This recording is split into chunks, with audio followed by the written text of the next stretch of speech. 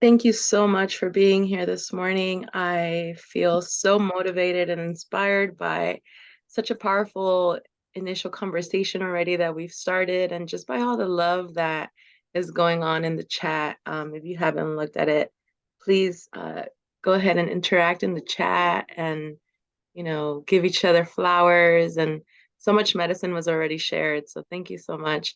My name's Belen Velasquez, as I mentioned. My pronouns are she, her, hers, ella, they, them, theirs. I am a public health fellow with the Colibri, working graciously with this organization. I'm also a trained facilitator for Chinachly, and I'm honored to be here this morning. Le paso la palabra to my comadre Leslie so she can introduce herself. Hola, buenos días. My name is Leslie Mendoza. I'm a Public Health AmeriCorps Fellow working with Shinachli, Laipa, and Colibri.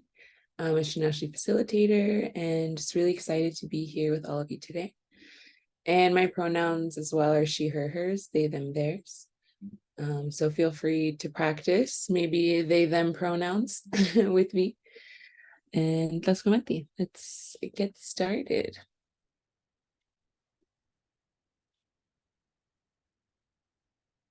So in the other presentations that we've done for the last two times, we introduced to you the first three principles for the gender inclusive puberty and health education.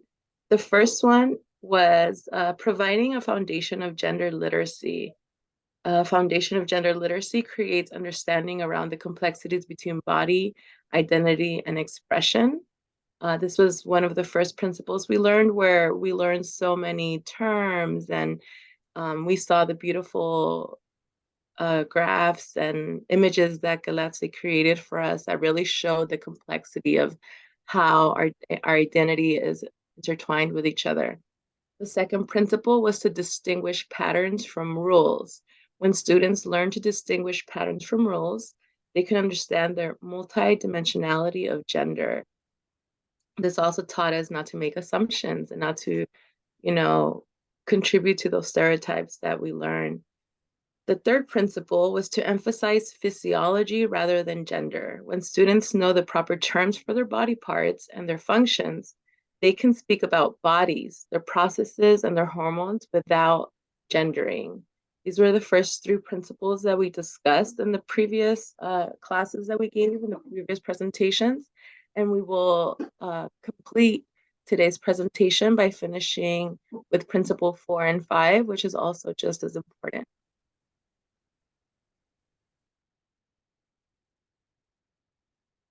Okay. And just as a really quick recap of principle 1 for anyone who wasn't there, and anyone that needs a refresher, the whole idea is gender literacy is based on language around body, identity, and expression. So these are like three different things that are going on and can all inform like someone's identity and expression. And so with the body, that's just about like we all have a body, we experience our own body. Society genders bodies, and others may interact with us in ways based on like assumed genders, right? Identity is our experience on the inside and naming of our gender as boy, girl, combination, blend, both, neither, right? So it's like who we internally know ourselves to be, regardless of what we look like.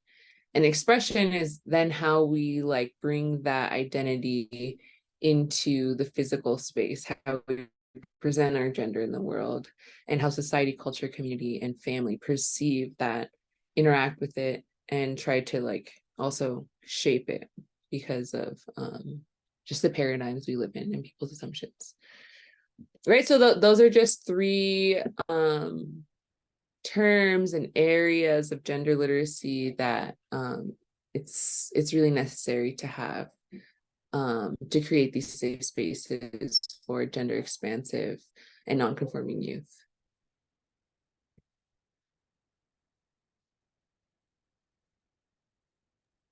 Principle 4 describes many pathways to adult bodies.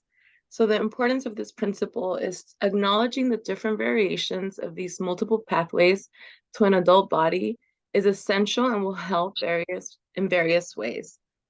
It will decrease any sense of marginalization, decrease stigmatization of gender in expansive youth, increase self-esteem, create a sense of representation for students that might not always feel seen. Not acknowledging the fact that there's many pathways to adult bodies can lead to various results in creating further harm, since young people will fall outside of the typical range, generally experiencing isolation that might look like shame, low self-esteem, secrecy, isolation. Many may become targets for mistreatment by their peers. They might become victims to bullying. So making assumptions and generalizations that, like, for example, saying like, you're teaching young girls puberty starts at this age and your period will come at this time and your breast will start coming in at this time, creates a sense of pressure for these students. Just as well as with boys, saying like your voice will change at this time, body hair will come in at this time. Creating those standards creates a sense of like stress. And also when these children don't fall into those, then it creates a sense of shame and isolation. So making sure that you're describing and explaining that everyone's body is different and everyone's journey through puberty will look different. There are some females that are more dominant in testosterone, and sometimes they may experience having certain facial hair or certain journeys through their bodies. Some boys are estrogen dominant, and so their journey will look different. Also, this is talking about different pathways to adult bodies. This includes in the conversation our relatives that are the I and the LGBTQI, the intersex relatives that are born with different variations. There's some females that are born without uterus, or there's a really interesting documentary online called Everybody that describes and interviews three intersex individuals and their journey within the medical system. And it's really a captivating and very interesting documentary that I think everyone should watch. I wish I would have watched it in my puberty education classes since high school. It just really broadens it's called Everybody. So I will write it on the chat. It's a documentary. One of the people that is interviewed, their name is Rio, and they're a big activist in the LGBTQ community. I just recently watched it and I shared it with Galatse and Dr. Pati because it was so mind-blowing. And this is just like, they describe their experience as like the doctors and everyone always told them never to talk about their experience. So their experience is very much silence. And also like their existence, it's like denied. So just acknowledging that everybody has its own journey will make everyone feel included and more accepting of others who might be different than them.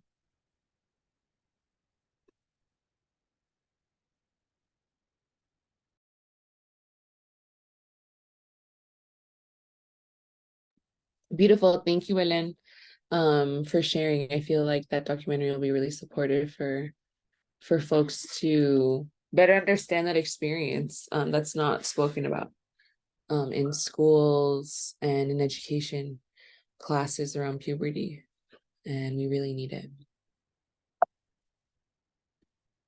Now, the next aspect, the final principle, is describing that there's many pathways to families, right? So this is very connected to principle 4, describing that there's many pathways to adult bodies. Well, there's also many pathways to families. This approach is inclusive and it not only informs, but it also deepens like the compassion and empathy that people can feel and build community as students become more aware of potential challenges and choices they will one day face. This open discussion will create a sense of possibility for all students who envision themselves as parents in the future. This open dialogue encourages students to be more educated regarding the dynamics of unique, non-traditional families, and it allows for those who are part of them to feel validated, represented, and seen. Right? So if the story that everyone is always telling when they're educating students about puberty and reproduction, this main story is like a mommy, a daddy, and they have children, you know? But this can be very exclusionary. Even let's say people that come are children of like a traditional, just like cis heterosexual family, but with like fertility challenges, even people within that societal model sometimes need the help of like in vitro fertilization, right? And so this basic model that's told to everyone around like this is what happens, man, woman, they reproduce through sex and they have a child, it doesn't encompass everyone, right? I know that like people have been bullied around like the whole like, oh, you're test tube baby, right? And so that comes from this sort of paradigm in society that makes it feel like there's only one way to have a family, where people can, you know, with the aid of modern health science, like they're able to have children, people can adopt. There's so many kinds of ways for people to be part of a family. And so just like including and describing different situations can, yeah, like provide more empathy, understanding with these other situations, and also allow students to like find their own pathway that feels right for them. So we feel like this is another really important aspect of these 5 principles. Okay, and another big point to make is that we should never underestimate how much showing your allyship can mean to someone, right? There's a lot of resources that talk about how just having symbols of support in the space that you're in, your office, you know, you can have a rainbow flag in your office. You can say something that clearly says like that you are trying to be an ally. Things like this can go a really long way for like a student to come into your space and immediately see like, okay, you're accepting of this community that I'm in. So I already feel much safer being in this space with you, and maybe possibly asking for resources or help, right? Is there anything that you want to add, Belen?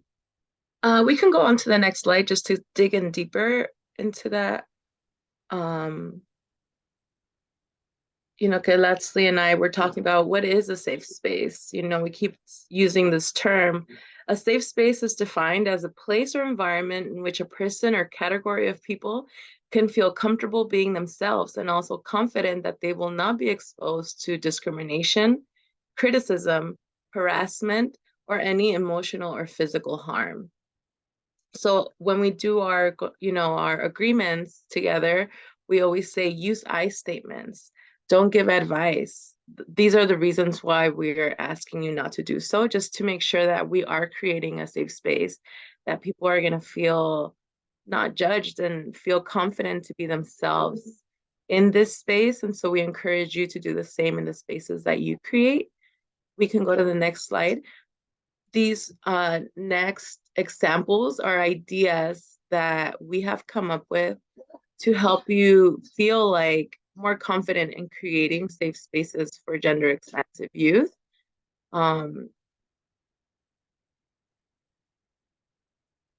We can go to the next slide. So these are 6 easy steps to help you create a safe space for gender expansive youth. We've already talked upon some of these. Number 1 is to create an alter and intention table where the four elements are present, and where the students can include an item that represents them and their journey. At the start of each gathering, number 2, we open up sacred space and call in the ancestors and guides to support them in the healing work, as well as introductions of each other with preferred pronouns. Just like Gabrielle mentioned too, it's just as important to open up the sacred space as it is to close it. So having an intentional closing is really essential too. Thank you for reminding us of that, Gabrielle. Number 3, just like our sister Galatsi said, to include visual cues and symbols in the space that shows everyone that all identities are welcomed and supported. So these symbols are not just for the people that are gender expansive or consider themselves part of the LGBTQIA community, but by having the symbols, you're telling everyone else that this is a space safe for everyone.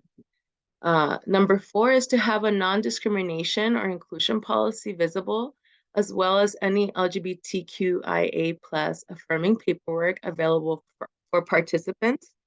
This also goes with what Gabrielle was mentioning about having resources for the youth to have once they leave your space. So if they need a number for a special hotline, if they need resources to counselors, this is information you can help create and have available for them so that they feel supported when they leave your space. Number 5 is to co-create the collective agreements or entendimientos where confidentiality is emphasized. Part of those conocimientos could be you explaining that whatever is said in this space stays in this space so that the youth feel confident in being themselves and being honest and knowing that, their friends are not going to go tell their parents afterwards, or they're not going to be put on blast, or people are not going to be sharing their secrets afterwards. So confidentiality is a big one, and co-creating these agreements with each other helps make them more accountable and more likely to respect them. One of the last ones is to have an all-gender restroom available or allow individuals to use the restrooms that they feel more comfortable in. You can have signs like the one in the picture here where it just shows that, the restroom is available for everyone. If you only have one restroom, then that restroom is available for everyone regardless of their gender. If you have separate restrooms, then allowing people to use the restroom that they feel most comfortable in using is really important. These are just a few ways that you can help gender expansive youth feel safe and seen in your spaces when you're holding space for them.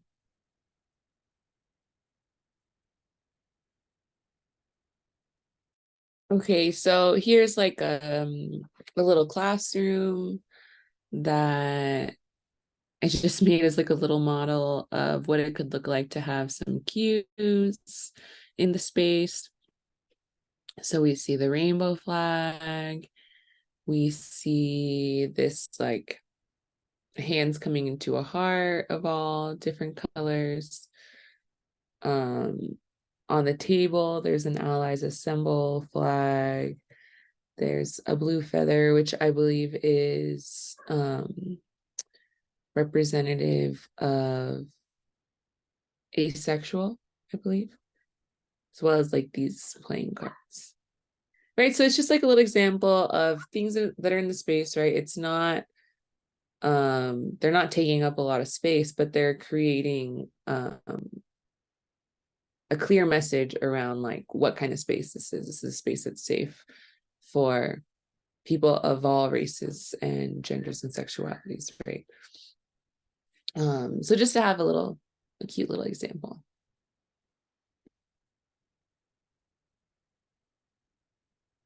Okay, let's see, 10:30. So this whole time with the 3 parts of the series has been for this moment. To be able to go into breakout rooms and just talk about aspects of the curriculum or specific things that we can add or shift to make it more inclusive for expansive and diverse youth in our communities. Okay, so let's see, there's 12 of us.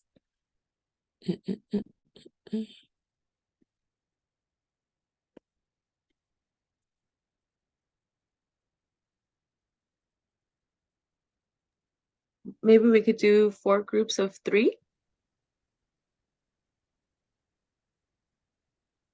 Mm,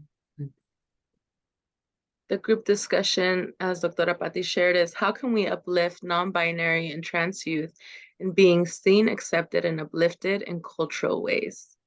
So using the 5 principles that we just learned, we can reflect on those and discuss amongst each other in your groups. And when we come back, we can have one representative share like what were the highlights that were spoken about.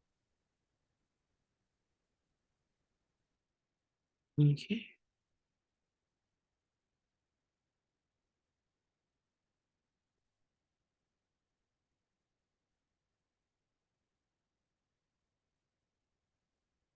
Two, one.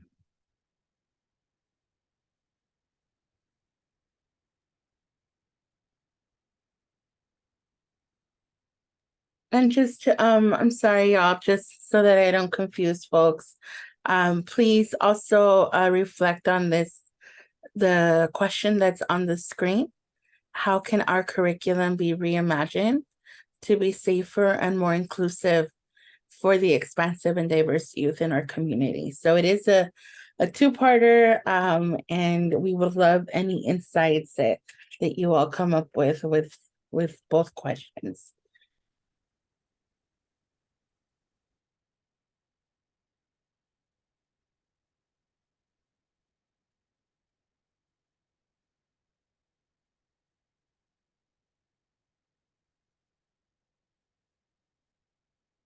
Should have gotten an invitation. You have to click it to go to the room. Perfect. Just Lorena and Marisol are left.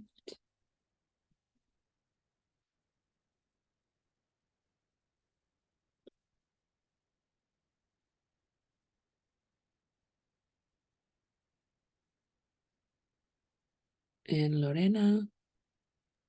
Yeah, So sorry, my phone was all sensitive. Can you throw me back into group 1? let's see. You have to like move me. If you go to the breakout rooms button, Lorena, from here, and you're able to join in. Connect devices. I don't think it gives me the choice because I'm not a facilitator or co-host. I can't move into breakout rooms. You'd have to move me like into one and out of it. Oh. And You out of find it. it? Oh, there. Does that work? Okay. My mom's in one. Huh? My mom's in one of them. Cute. I'm so sorry. I saw the question on the outline, and then I just saw that it didn't match what was on the screen. So I apologize for confusing people. I think it's great. I just had a quick question. Do we go on till 10 or 10:30? Not till 10. Oh, okay. So how long are we giving them? 10 minutes? I gave them 7 minutes. I could always give them more when it's. Yeah. Mhm. Thank you for adding about trans youth on the chat. Dr. Pati, I totally skipped that. I was just trying to rush through it. No worries. You said everything I wanted to say in that little sentence. That's perfect. Good Yeah, job. it's so crazy that people are like so triggered by the hormones for youth when like no one's caring that doctors tell families to like give their children birth control. Yeah, it's the same thing. Other things and also no one's thinking about those adverse reactions. Like You all have to watch that. I just realized that the only way to watch that documentary is on Peacock, which sucks. Maybe you can find it online, but it talks about like the difference of like gender affirming care versus like the medical interventions that are done on kids that are not needed for intersex youth that then traumatize them because they're born, and if they're born with like both genitals or whatever, the doctor will just be like, you don't want to talk about this. Let's just do a surgery so that they're more normal. And then when they grow up, most of these kids like resent the surgery that was forced upon them. Many don't even know. Yeah, And until like, what do you mean I don't have a uterus? and like the doctor won't even tell the parents. They'll just kind of like make the executive decision. Yeah. If I could buy that documentary, I would. Y'all are doing great, by the way. This is awesome. I'm We using recouped your the time. I'm using your incense stick that you gifted us, and it's so gentle. I love it. Oh, I know, I like it too. I'm making a huge mess over here, though.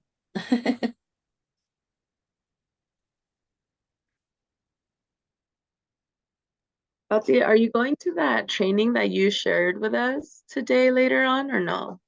I just realized it's today. The resilience? No, I've already done it before. Oh, They always have it free. So I like to send it to you people. It's really good. okay. I'll be doing it Mhm. today at 12. Ooh. Yeah, I think they first started doing it around COVID. Is it like interactive, or can I like get on not naked baby mode, but like PJs and watch it? I don't think it's too interactive. I mean, it's gonna be some skills building for you all. Okay, great. Mhm. Here they come back. 30 seconds. If they need more time, you all allotted until 9:45. So you could give folks 5 more minutes if you want. And that was just for that was before the share out.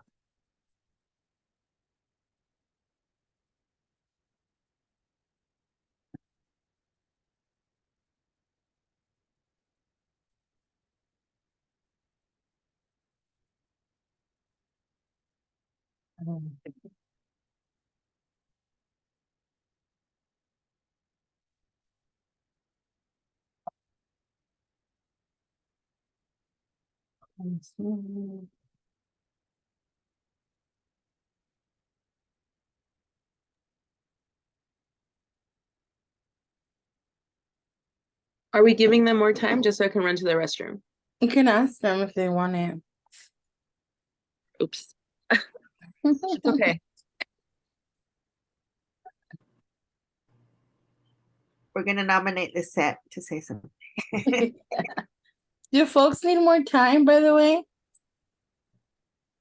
Yeah, we needed a yeah. minute or so. Okay. We'll put you back in and come back in like 5 minutes. Okay. Yeah. Okay. Yes, 1 sec. Um, See you soon.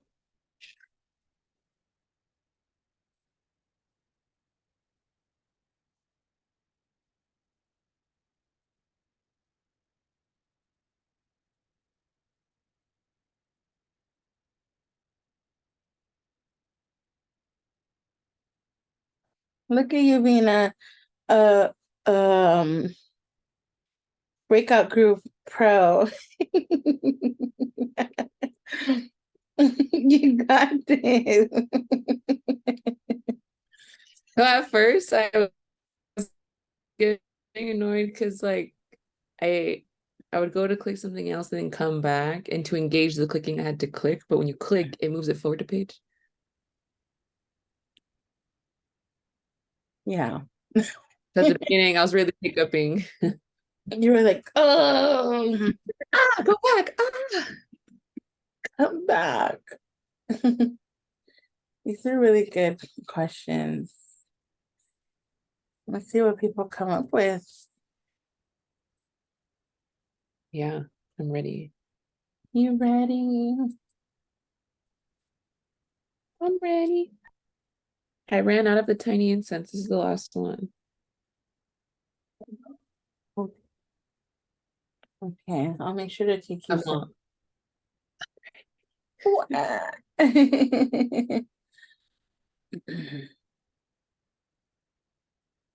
I really love the classroom we created. That's so cute. Thanks. I was like, you really created all of those elements? I mean, I know that you're like, this is beautiful. Thanks.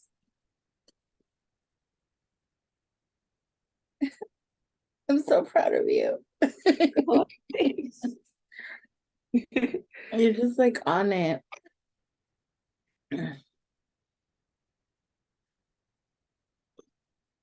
Trying to be.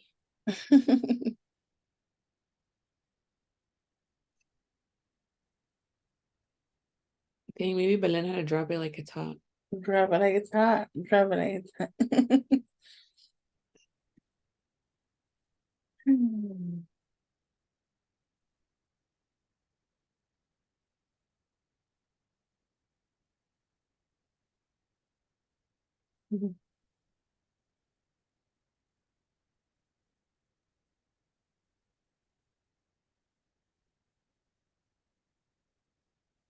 Do you know what a photon is?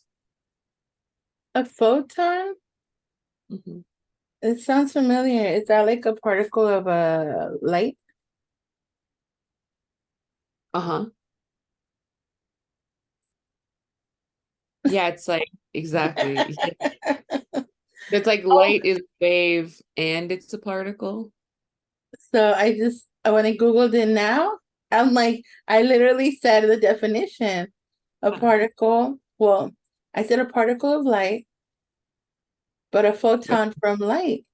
It's an elementary particle that is a quantum of the electromagnetic field. I'm just so smart. Yeah, you remembered that. I Okay, remember so that. check it out. They were able to finally figure out a way to take a picture of two quantum entangled photons. How is that possible? It's like the speed of light. Uh-huh. They were able to like figure out how to take the picture, and guess what it is? What? It's literally the yin and yang. Oh my gosh, I can't. It's literally, I have the photo here somewhere. I just walked into like the smartest conversation ever. I'm like, whoa, oh my gosh. That is beautiful. You It's and your mom are always on the quantum entanglement.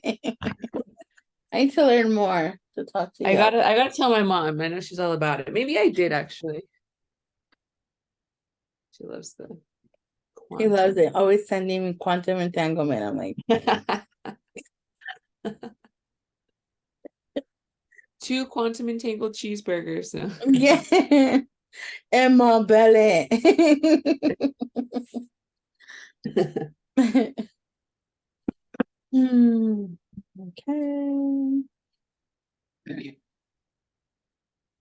They're gonna Loose now.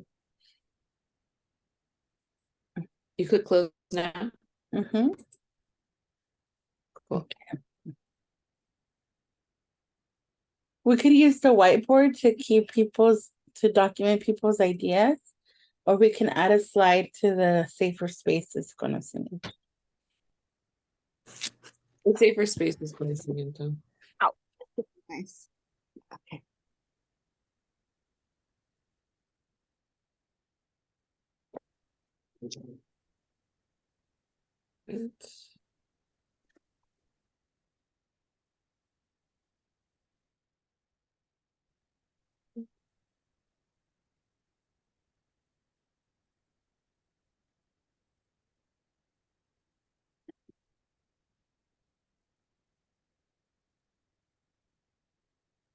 Thank you so much, Gillespie, for creating that. So at this time, we would like to invite one person from each group to share the main highlights and ideas, and our sister Gillespie is going to write these down in our PowerPoint presentation, which you will have access to view afterwards.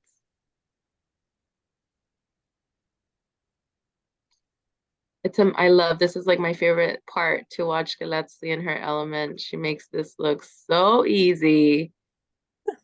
We're just so grateful for her.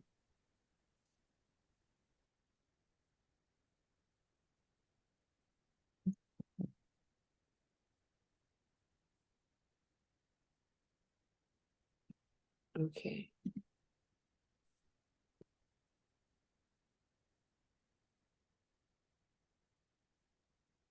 So in group one, we had Gabrielle and Lorena, who's going to be sharing. Gabriela, would you like to share your perspective? It was really insightful.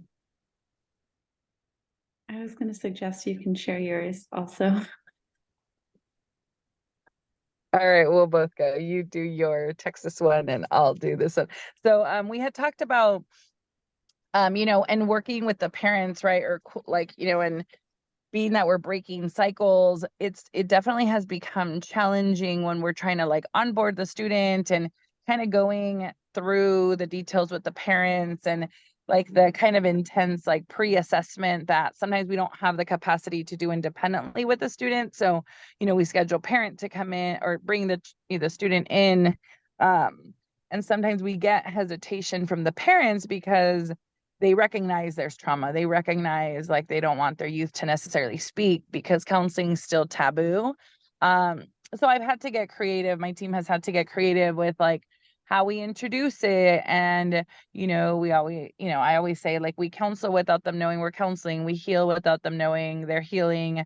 We do vision boards, like planning for their future, but they don't realize they're setting themselves up for success.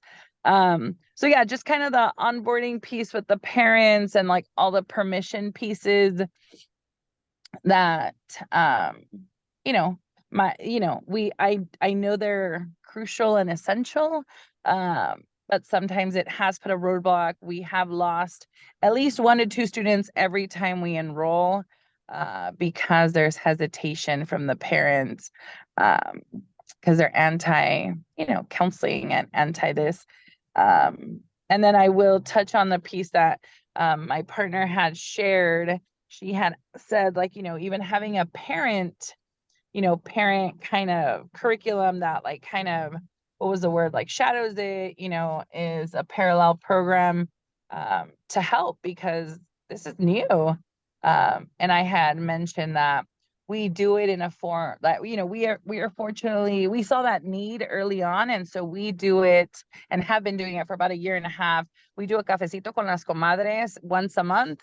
It's the same day every month. And it's, we purposely invite the parents of those that we are serving, but it's also open to, parents from the ones we've previously served, and, just other parents that maybe their kids are not currently involved.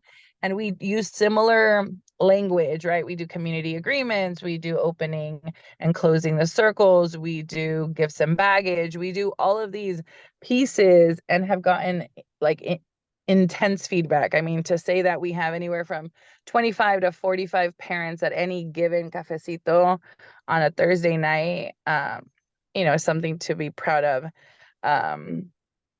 And yeah, it's been huge. Sorry, that was a long-winded response, but yes.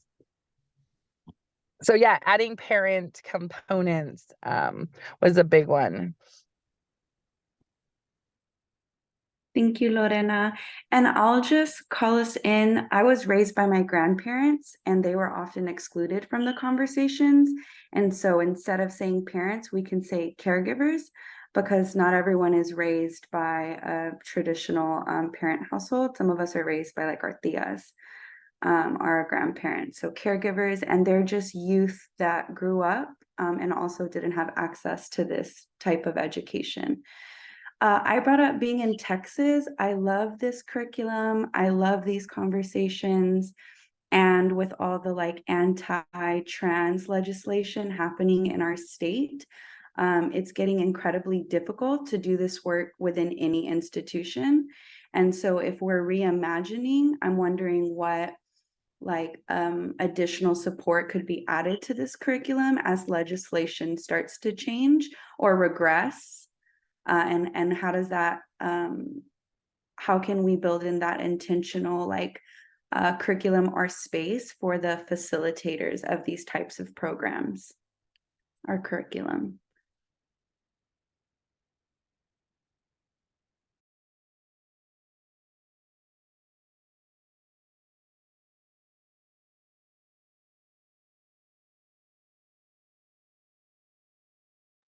That was all.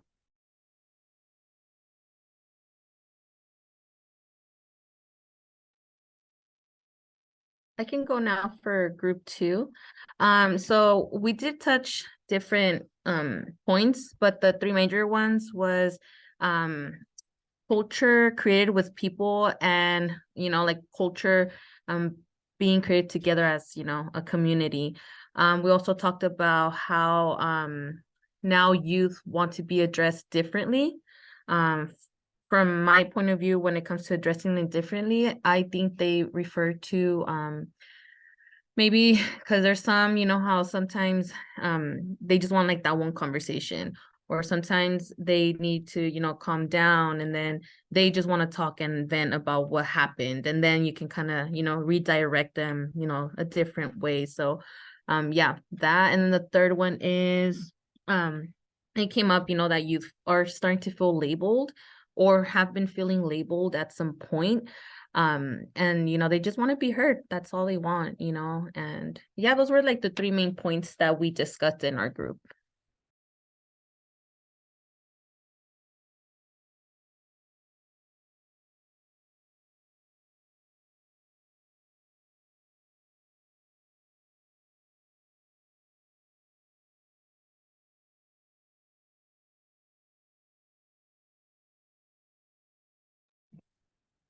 Hi everyone, I'm from group 3. I'm not sure if anyone's going to share more from group 2 before I go.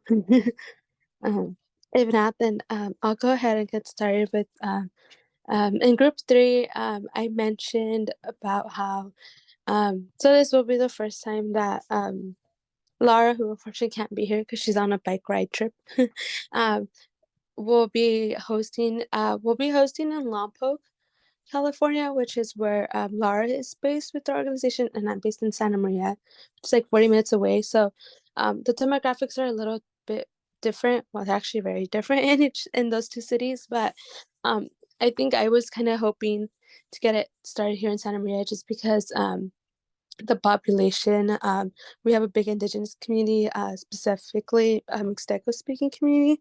So it's very much like Salinas and Oxnard and Fresno, who have like a big indigenous population. But we're going to do it in Lompoc, which does have a more larger Caucasian, and they also have quite some African American population as well.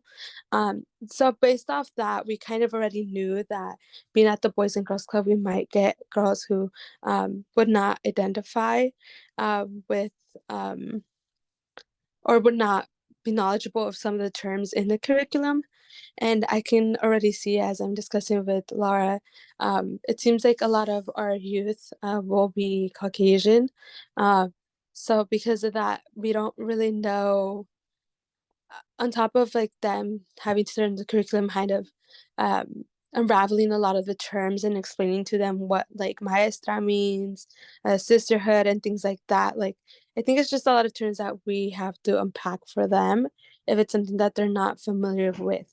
Alongside then including the whole gender thing, right? So I was just thinking about how having to explain to them what a maestra is, like a teacher, someone you learn from. But then again, when teaching the whole, touching on gender, how do we explain to them that like anyone can kind of be a maestra, even though it is kind of like a not gender neutral term? So I'm just thinking about things like that as we're getting started, since we've only gone to introduce ourselves to them. Like we've just gone to say hi and just share the brochure, but we haven't had like sessions started until next week. So I think me and Laura are a little bit nervous about like entering those sessions, specifically when talking about like gender and things like that, and when introducing terms to them that they maybe have never heard, right? So and I think it's very different for me and Laura because we understand some of the terms, and it's been incorporated into our language when we grew up, but then being able to understand that this might be the first time that some of these youth are hearing some of the terms, right? So I think it would be nice to I think moving forward, or if there was like a change in the curriculum, to kind of learn how to like present it to other people so that it could be universally expansive and used for all youth, right? So it's just something that I was kind of thinking about when I was sharing with my group, the things that were brought up to me in terms of like changes that would be nice to be made to the curriculum.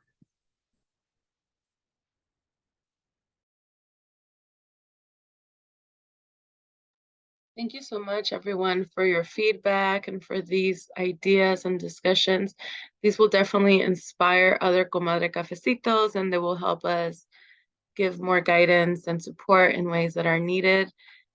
Just doing a time check right now, it's 10 o'clock. It's going to be 10 o'clock. It's 10 o'clock now. So we want to be respectful of everyone's time. Just to close the space in a good way, we created this affirming the rainbow within slide that you can use in your practices. And at this time, we're going to do a little bit of emotional freedom tapping technique, but really you can tap wherever in your body this statement feels true to you. So you can repeat after me. I'm going to say it once and you can repeat after. You can tap your crown. And you can say, I understand and know I am divinely guided and protected on my path. You can tap the middle of your forehead. I see and acknowledge myself completely without needing outside validations. You can tap your throat. I speak my truth with courage, knowing I deserve to be listened to. You can tap your chest area. I deserve to receive unconditional love just as I am in my authenticity. You can tap your stomach. I am worthy of taking up space and leading by example. You can tap your womb space. I feel empowered by my pleasure and comfort and freedom in my fluidity. And you can tap your root chakra or the bottom on your tailbone and the back of your back. I am safe in my body, which is my sacred temple, and I will treat it with the honor and respect it deserves. This is just an example of a practice you can do at this time, we're closing our space for rebalancing and activating the rainbow within all of us, our chakras, and just having positive affirmations visible or making them available out loud and having students say these out loud with you is a very empowering practice. You'll have a copy of this in the presentation. We just wanted to give it a moment so that it comes out in the presentation and that others can do this practice as well. And at this time, we would love for you to complete the post survey that will also help guide us in future presentations. We would love to know what is the highlight that you're taking away from these last 3 Comadre Cafecitos. What was the most important part for you that you will be including in your curriculum, in your presentations, in your círculos? You can use the bar scan on the image, or you can use the link that Doctora Patti included in our chat. We want to thank everyone for taking the time and space to meet with us today, to hold space along with us. This was such a powerful conversation. It's definitely not over. This seems like it's just a conversation that will continue to come up in our practice and in our everyday lives. I'm looking at the chat right now, and it's so wonderful to see that this medicine is being spread in so many areas of the world, especially in areas that really need it. I want to give thanks to all of you that are doing this hard work in all of the United States, but specifically in spaces like Texas that really, really needs this right now. So thank you for being brave. Thank you for creating brave, safe spaces for those youth. I'm so grateful for you. Le paso la palabra a mi hermana Kelatzli. If they have any other terms, thank you, sibling, for supporting in this presentation and just for being the magic that you are. Thank you. Just thank you to everyone that came to share this space today and collaborate in sharing concerns and ideas for this journey forward and helping the curriculum to be more expansive and embracing. Thank you to your commitment for doing this work and coming to these cafecitos. We'll be really excited to see you in 1 month. Comadre. I know that Doctora. Yes, I'll go ahead and stop the recording, and then I'll share some announcements.